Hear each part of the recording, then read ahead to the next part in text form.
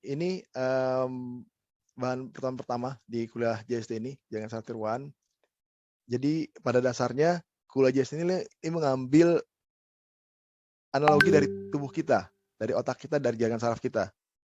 Jadi otak kita terdiri dari neuron-neuron dan penghubung hidup sinapsis gitu kan. Ini sinapsis ini, gitu kan, ini neuron-neuronnya gitu kan. Dan terdiri dari 10 pangkat 12 neuron, 10 pangkat 15 dendrit, dan 6 kali 10 pangkat 16 sinapsis. Jadi begitu banyak yang menyusun tubuh kita, ya kan. Dan inilah kelebihan Allah menciptakan manusia gitu kan. Otak tersebut dan dibantu jaringan saraf tersebut bisa mengenali pola, perhitungan, dan mengontrol organ tubuh. Artinya kalau orang normal kan dia kan kalau jalan biasanya tangan kanan dan kaki kiri berpasangan. Kalau jalan jalan tangan kanan di depan, kaki kiri di depan gitu kan. Kalau tangan kanan di depan, kaki kanan di depan berarti orang itu lagi stroke. Saya pernah pengalaman, teman SMA saya gitu, jago basket dulu di SMA 1 Jakarta gitu kan. Cuman dia waktu kecil pernah jatuh dari tempat tidur lantai 2 gitu kan. Nah, pas kelas 2 SMA itu kumat, padahal dia pemain basket jago dari SMP gitu kan. Nah, kelas 2 SMA tuh kumat, dia jalan kayak robot, kaki kanan sama tangan kanan bareng. Jadi kayak orang itu, kalau baris kan bagus tuh pas Paskibra di istana kan. Ini kan lucu, kayak tangan kan robot gitu kan. Ya karena tadi terganggu sarafnya gitu kan. Nah, orang normal harusnya nggak kayak begitu. Jadi begitu hebatnya Allah menciptakan kita sehingga bisa melakukan perhitungan dengan cermat ya, gitu kan. Dan dari sinyal tersebut dikirim sinyal elektrik yang nanti akan melalui proses kimia lewat darah dan macam-macam, sehingga menghasilkan suatu fungsi yang bisa menggerakkan ini kita, angkat tangan, angkat kaki gitu kan, geleng kepala, itu kan akibat instruksi tadi dari semua sinyal tersebut gitu kan. Ini yang dalam jaringan saraf tiruan. Ini yang ditiru oleh komputer, meniru jaringan saraf manusia kan. Jadi karakter ditiru persis, ada input, ada koneksi atau bobot, itu yang dianalogikan ke komputer. Nanti akan ada signal aktivasi yang akan diproses menjadi fungsi aktivasi untuk melahirkan keluaran apa yang akan diminta dari proses tersebut. Dan ini adalah JST ini adalah model matematik dari saraf tersebut gitu kan. Jadi untuk pemrosesan informasi pada banyak elemen itu meniru proses neuron kan. Lalu untuk proses transfer sinyal itu yang melalui penghubung-penghubung yang disebut tadi sinapsis tadi ya. Dan itu penghubung antar neuron tersebut memiliki bobot yang akan membuat atau memahami sinyal. Ini yang nanti akan dihitung.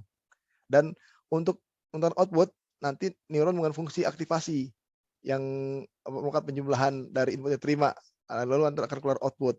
Itu secara model matematiknya dari jaringan saraf tiruan tersebut ya. Dan inilah cara kerja JST ini yang meniru otak manusia yang sempurna itu, gitu kan, bahwa otak manusia itu merupakan uh, me diperoleh melalui proses belajar.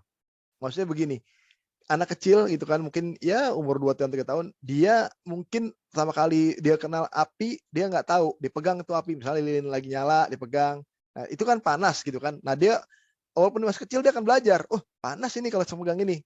Dia akhirnya berikutnya kalau ada api dia akan menjauh. Nah itu proses belajar. Itu, hebatnya JST itu begitu. Kalau SBP mungkin belum secanggih JST ya, SBP itu mungkin belum seadaptif, JST. Kalau JST itu dia ada learning process gitu. Jadi memang lebih dalam lagi nih jaringan saraf tiruan gitu kan prosesnya. Lalu hasil pembelajaran tersebut itu disimpan sebagai informasi, sebagai pengetahuan yang nanti jadikan bobot-bobot penghitungan. Ini secara kaidah umumnya gitu kan. Dan nanti uh, output jaringan saraf tiruan ini ditentukan oleh 3 hal. Pertama oleh arsitekturnya, nanti tunggal, jamak, dan lain-lain itu kan. Lalu ada learning prosesnya, juga ada fungsi aktivasi. Dan ini penerangan dari grafik ini inputan X dengan bobot Y yang menghasilkan ada keluaran Y. Ya. Jadi Y input dari X1, X2, dan X3 dengan bobot W1, W2, dan W3. Dan jumlah impuls ini X1 dan W ini yang dijumlahkan melalui fungsi aktivasi Y dengan fungsi net. Dan nanti fungsi net inilah akan menentukan sebagai keluaran. Nah, dari sini aplikasi JST ini memang ada 3 hal gitu kan.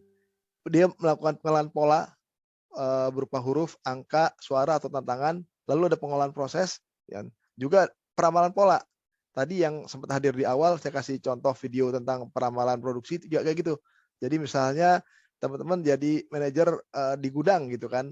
Oh, teman-teman tahu, oh kalau misalnya tanggal 1 ini berarti item A yang mesti diperbanyak karena biasanya misalnya tanggal 1 orang lagi butuh misalnya kalau retail, oh tanggal 1 dia lagi butuh misalnya sabun mandi gitu kan.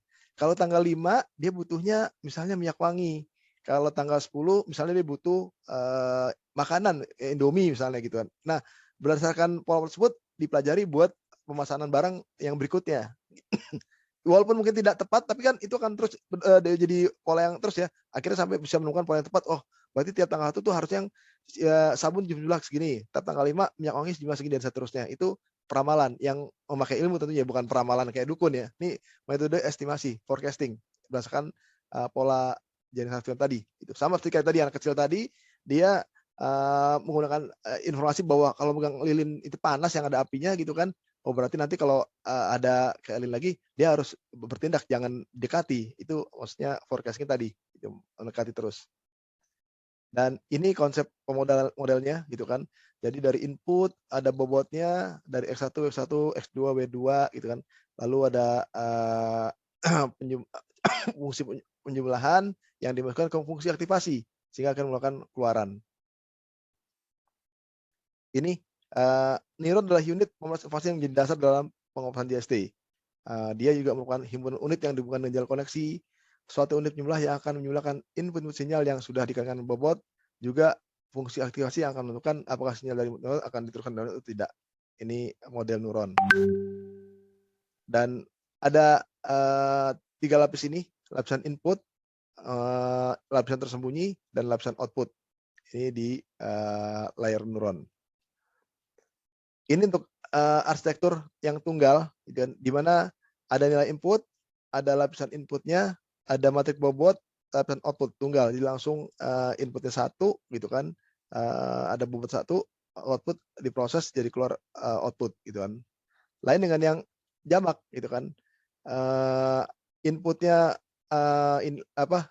yang pertama, terus ada matrik bobot pertama, lalu ada semuanya ini dihitung lagi, masuk jadi matrik bobot kedua. Baru keluar output dan nilai output. Ini yang jamak. Ada lagi yang recurrent, artinya dia bisa dari 1 pindah ke 2, 3 ini ya nggak beraturan. Ini juga model yang lain.